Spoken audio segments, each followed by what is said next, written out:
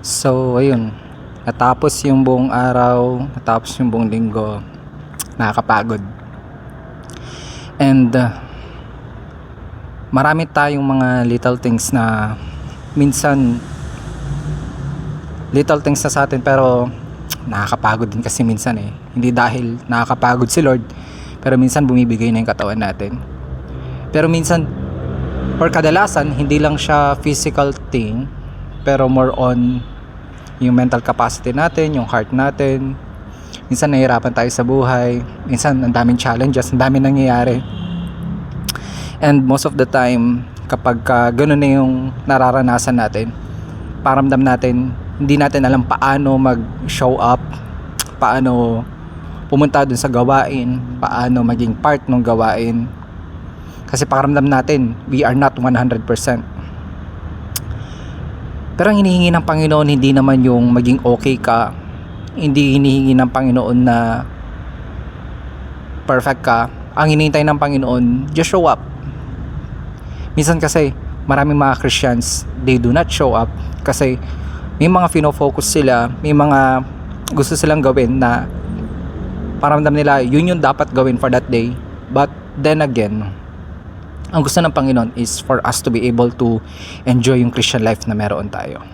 So, no matter what happens in our life, kung may mga pagkakataon na nahihirapan tayo, may mga pagkakataon na paramdam natin ang layo natin kay Lord, paramdam natin hindi tayo makalapit sa Kanya, yung pag-show up lang natin, yung pagiging part lang natin sa gawain, malaking bagay na yun eh. At doon tayo mas na-encourage.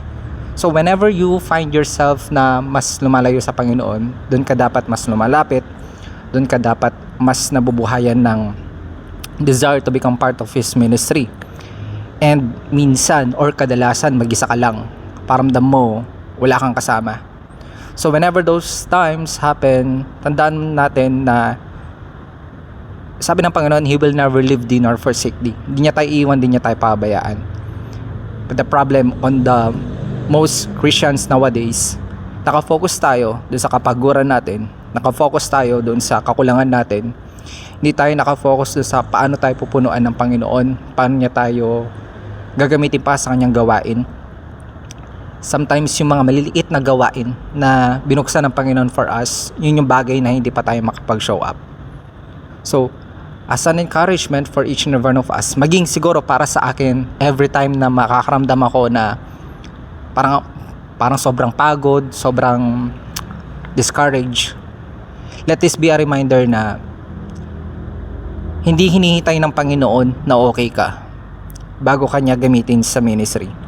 Hindi niya hihintayin na marami agad. Ang hinihintay ng Panginoon, yung heart ba natin is ready. Marami kasing gusto na nandoon sa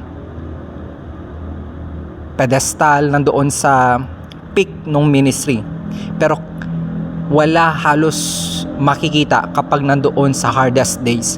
Wala kapag ka nandoon sa challenging days. Bakit? Kasi bilang tao, nakafocus tayo doon sa ano yung magigain natin dito, hindi yung sa ano yung ituturo ng Panginoon sa akin dito. So, whenever we are walking on lowest of valleys na meron tayo, always remind yourself na yung pag-show up natin, yun yung pag-build ni Lord sa character natin. The moment that we fall down, the moment that we realize we are so far from the Lord, yun yung mga pagkakataon na dapat mas lumalapit tayo sa Kanya. So now, maybe you could think na okay ka ngayon or hindi mo kaya ngayon. Either of those things. Ang mahalaga, you are desiring to become part of His ministry. You are desiring to be used by Him in every little way possible. Magpagamit tayo sa Kanya. Why? Because Galatians 2:20 says, it is now not the life that we live, but we live for Christ who died for us, who gave Himself for us. Bakit? Kasi yung 2 Corinthians 5:17, binago na tayo ng Panginoon. So maybe ngayon, gusto kong i-remind ng Panginoon, gusto tayong i-remind ng Panginoon na keep showing up. Keep being part of His ministry. Keep being part of simple things na inopen niya para sa'yo, para sa atin. So maybe right now, hindi mo alam saan ka dadalhin ng Panginoon. Maybe doon sa pag-show up mo, maipakita ng Panginoon sa'yo, saan kanya dadalhin, saan kanya gagamitin. Kasi yung pagod, nandyan lang yan palagi. Yung pagiging discouraged, nandyan lang naman yan palagi. Pero nawa, piliin natin na sa kabila ng mga discouragement, sa kabila ng pagod na meron tayo, na dun pa rin tayo sa Panginoon.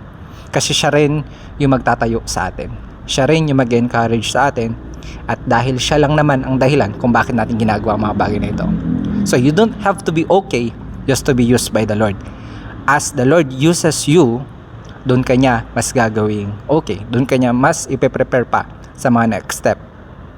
So now the question is, nasan ka ngayon? Are you showing up? One step at a time, kapatid. One step at a time. Just keep showing up. So yun lang. God bless.